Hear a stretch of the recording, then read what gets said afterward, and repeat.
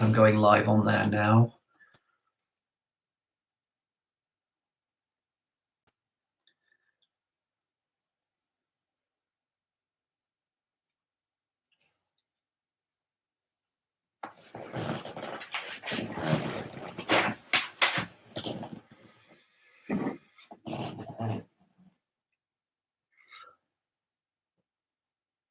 I tried to do this via Zoom, but I found that it was getting a little bit complicated. So I thought this would probably be the easiest way to do it.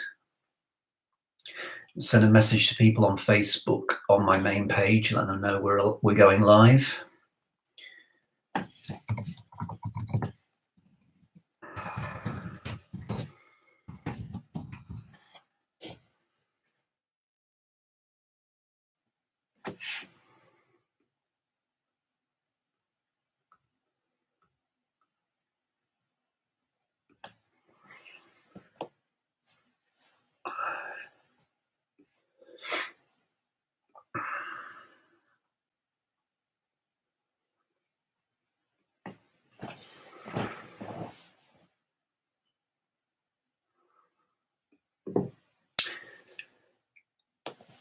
So some people are asking if there's anything you need in particular to do mindfulness. A simple answer is no, you don't actually. You just need to be sitting comfortably. And what I'm hoping to discuss today is not just how to relax. I mean that's important, but really to get a sense of why we get anxious and why it's important to understand how to regulate that anxiety, especially with what's going on around us at the moment. It's more relevant than ever, and I just wanted to have an opportunity to do something hopefully helpful for you guys today. So we'll get started in about 2 minutes. So if there's anybody else who's out there who needs to be notified, then please let them know. Send out your personal messages, and we'll get started shortly.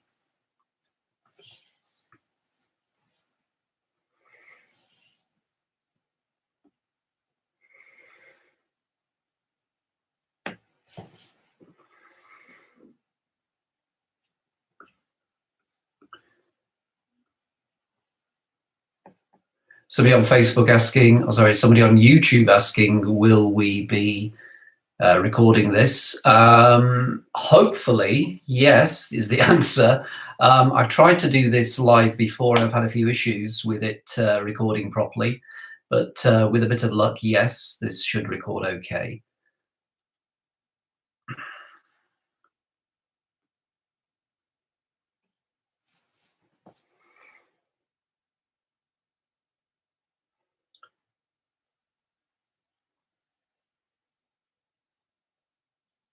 Okay, I think we're just about ready to get going. So welcome everybody, it's 2 o'clock. Thank you so much for joining me today. First of all, how is everybody out there?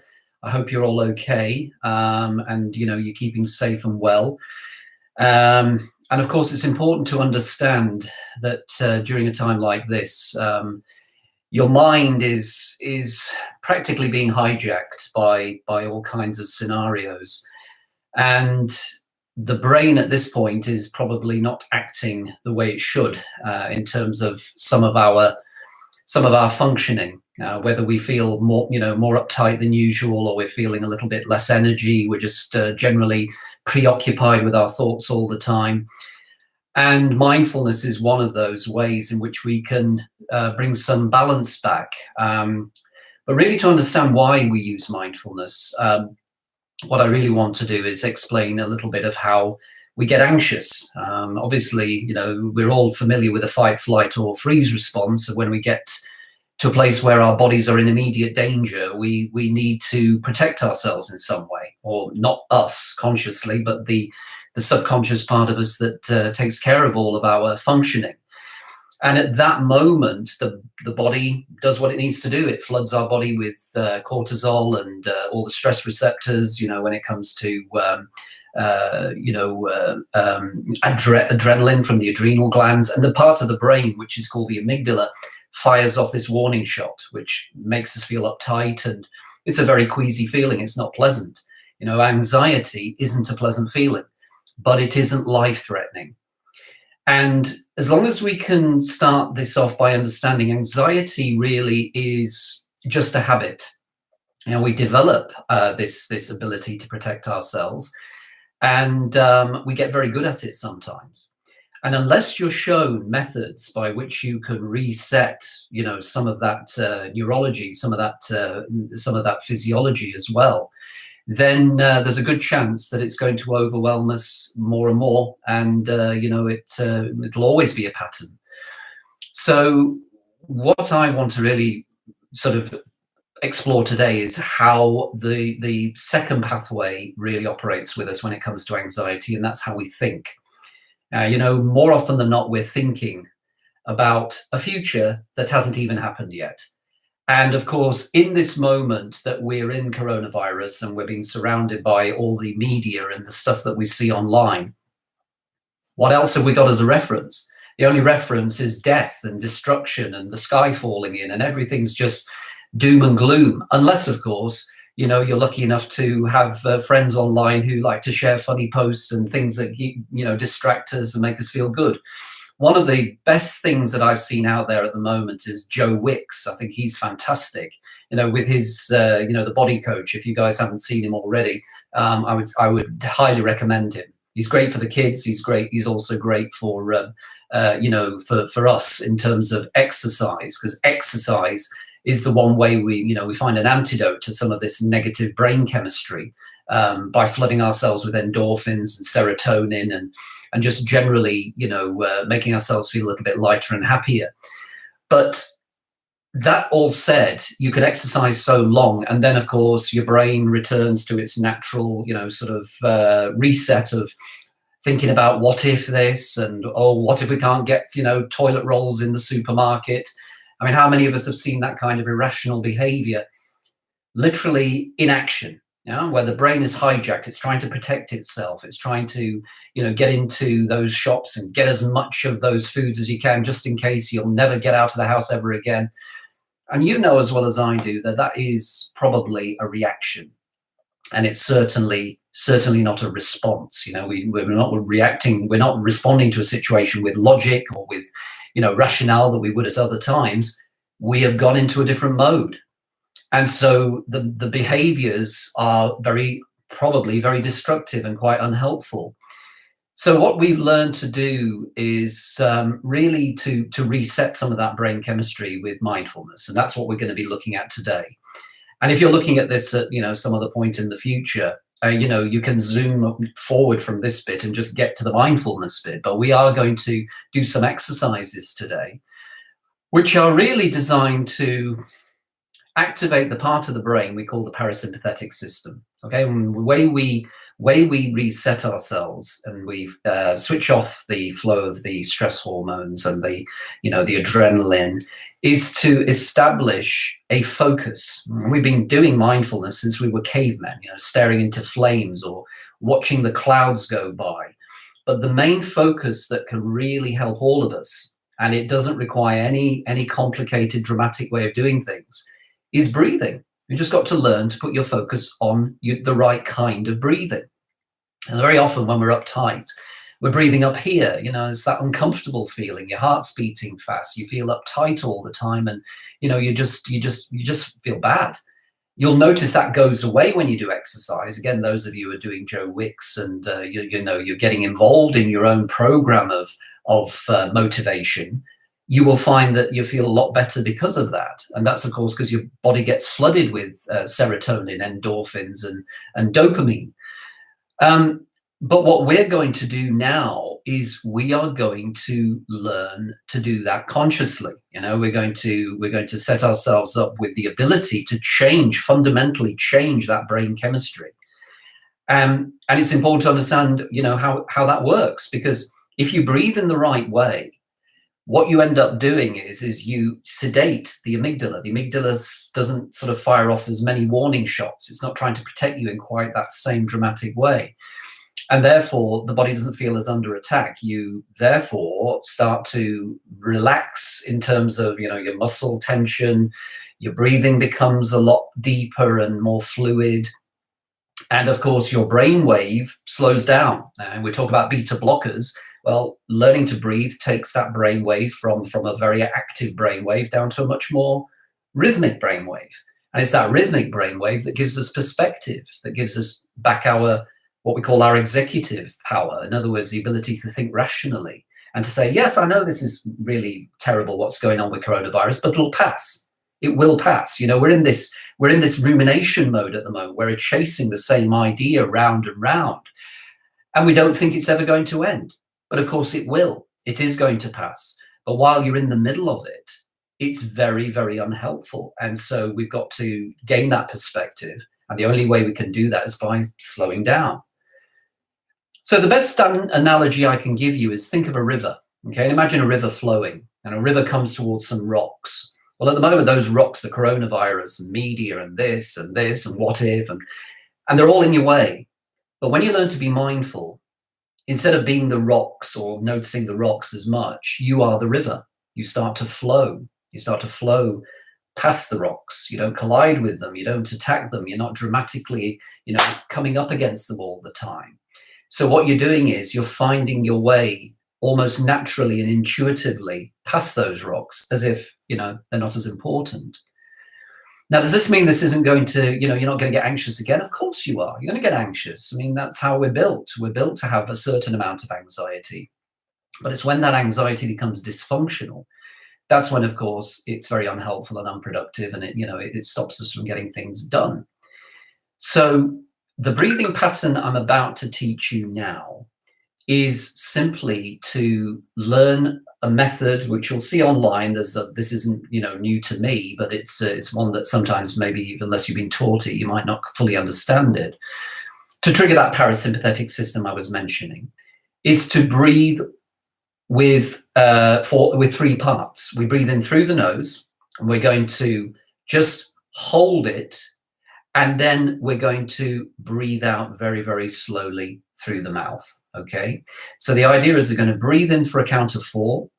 You're going to hold it for a count of 7. It's called 4-7-8 breathing for a reason.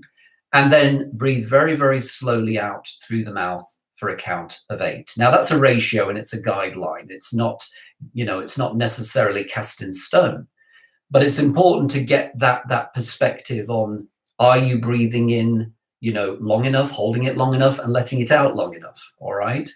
So if you were doing this, and if you want to just play along now, just get a sense of it, won't do the full exercise yet. You're going to breathe in for 4. So start that now. Inhale, 2, 3, 4. Hold it, 2, 3, 4, 5, 6, 7. Breathe out through your lips, 2, 3, 4, 5, 6, 7, 8, and just breathe normally. Okay, so you get the idea that when you're doing this, you've got to, you've got to create that little bit of conscious breathing rather than unconscious breathing, which we do naturally all the time anyway. So let's tap into that again. Okay, so I'm going to guide you again. So sit nice and comfortably, and when you're ready, inhale, 2, 3, 4. Hold it, hold it, hold it. Purse your lips and let the air out really slowly. And imagining you're just blowing out candles on a birthday cake. Just imagine that's the speed at which you're going to let that air out, really slowly and really purposefully. That's it. Okay, let's do that one more time. Inhale, 2, 3, 4. Hold, hold, hold. Purse your lips. Very slowly let the air out. Very slowly let the air out. That's right. And then just breathe normally for a few moments. Now we're going to add an extra dimension here, something that can be very helpful. And we're going to build in a little bit of what we refer to as Chinese medicine. along the area of acupuncture and acupressure. And the way we do this is to take just the fingers of your right or your left hand, and all I want you to do is take the other hand and just very gently hold those fingers. That's right, just for a period of time. As you're doing that, stimulating certain acupressure points on these fingers, having a direct effect on the amygdala, this part of your brain here. And what we're going to do is we're going to do that breathing again. So inhale, 2, 3, 4, and hold. Purse your lips, ready to breathe out. But make it really slow again, really purposeful. And let that breath out really slowly. All the way out. Yes. And breathe normally. And just get used to keep doing that, regardless of what I'm saying to you. Find your own flow. Breathe in, hold it, and then let the air out slowly. And as you breathe out each time, create a trigger word for yourself, something that you can rely on, something you can use again and again. And the word is the word relax, okay? And it's always good to have an association word that you can use so that you can trigger that in the future. So you breathe in, and as you're breathing out, just say the word relax to yourself, okay? So that almost becomes like a trigger for yourself, so that in the future, whenever you need to, you can just go right back into this mode. Now, and by virtue of going into this a few times every day, think of it at the moment with the situation we're in. Imagine that you've got a bucket and it's filling with dirty water, it's coming from a leaky roof. Well, that's your anxiety, it keeps filling up. And it fills up because, we feel out of control and we want answers to certain things. So you've got to give yourself a bit of leverage and keep emptying the bucket in some way that gives you that ability to reset. And of course, that gives you energy. That gives the energy back to you so that you have a more resourceful mind. You can think clearer. You're able to make better decisions. And more importantly, to rationalize the current situation that we find ourselves in. So again, what I'd like you to do is just close your eyes, and let's just do that now with eyes closed. And just breathing in. That's right, holding it. Pursing the lips. Letting that air out.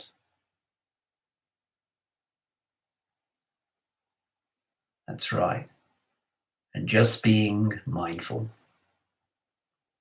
Now, to get even more mindful, let's take this even deeper now. Let your hands just rest on your lap, okay? Just let your hands rest on your lap. And I want you to become aware of just that middle finger of your right hand. Okay, just become aware of that. Just by giving all of your attention to that middle finger. Notice how that finger can stand out. You might be able to feel more sensitive. Maybe notice it's vibrating more, tingling more. And as you're doing that, you are shifting your awareness from wherever it was to just one particular focus. And this is called mindfulness. Imagine you can expand that awareness to be aware of the middle finger of your left hand as well. Okay. And then maybe you could be aware of both fingers at the same time. And of course, not just those things. What if your awareness could expand and take in the sounds that are inside the room with you right now? No matter what those are, doesn't matter, just being aware of them.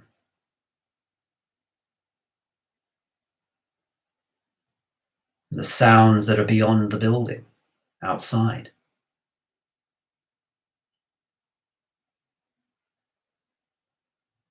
And the passing sensations in arms and legs. And those thoughts that come and go from your mind automatically. As you're aware of these things, your awareness does change. It changes gears. It moves into a different mode.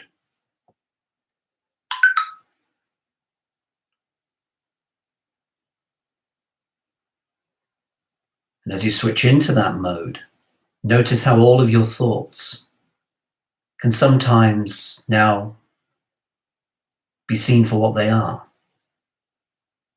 Imagine they're just like soap bubbles floating around you. They're not real. The only reality is where you are now. Everything else is a construct. It's a story you tell yourself. And what's really important is to always remind yourself that in this moment you're safe and you're okay.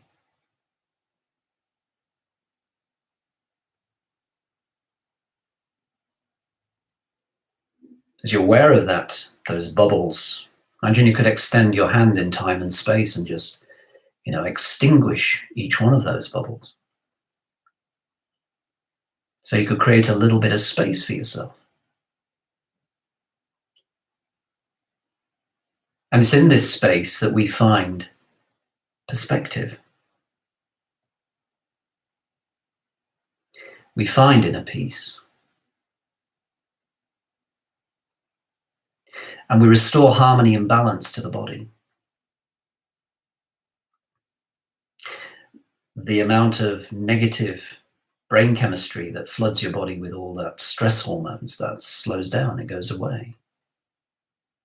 And instead you're secreting more endorphins, serotonin, and dopamine into your body. Your body, in effect, therefore, has a chance to rest and recover and just repair itself.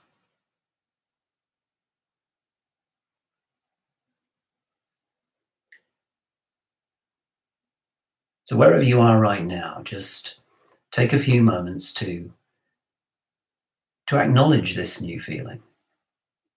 Give it a label if you like, give it a color, give it the word that I gave you before, relaxed.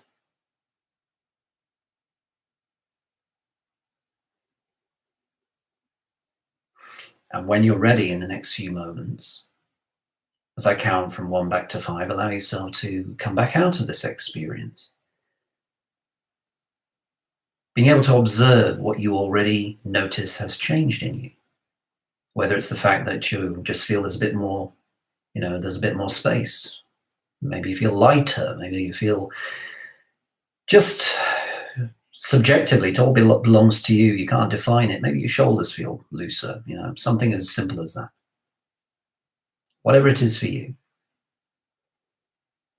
I'd love to hear from you as to what that feels like. If you want to share some of those experiences or feelings, then please do.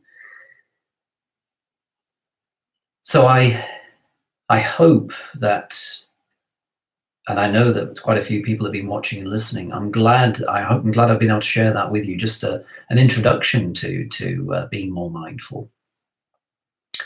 And what I'm hoping to do is to do this again. We'll do different exercises, and if you did like that, please do give me some feedback with thumbs up or some indication. That would be great. And I'll be more than happy to do that again at some point while we're all together at the moment. So I'm not going to make this too long today because, we don't, just like with exercise, when you do exercise, you want it to have a period of time, and then you just, you change mode again and you do something else. But if this is your first time doing mindfulness and you would like to, review this information, well, hopefully the recording will be online for a period of time. You'll be able to do that. And I really would love to, to hear from you if it's been helpful. But for now, at least, I'm going to end the stream unless anybody has any questions. And I hope to see you again very, very soon. So thank you very much for participating today. Really, really enjoyed having your company, and be safe, be well out there. And do remember that when there was a war, people had to go to the war front and take a bullet. We're in the moment where all we're being asked to do is sit inside and stay safe and stay indoors, watch TV, and and we're asking to do that so we can protect the health service and make sure that everybody gets a chance to be helped. So I hope we can just support each other in that way, and I look forward to seeing some of you and talking to some of you again soon. This is David Ferratian for now. Thank you for being part of this. Bye-bye. And bye-bye to everybody on YouTube.